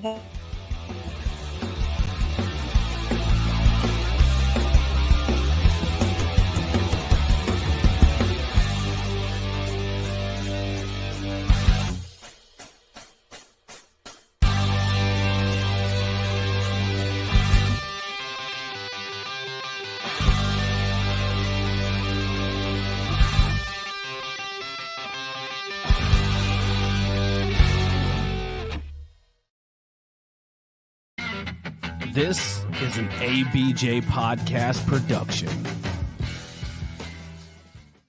Join us. Would you kindly join us at the Cult of ABJ Discord community? We'll see you there. Join us.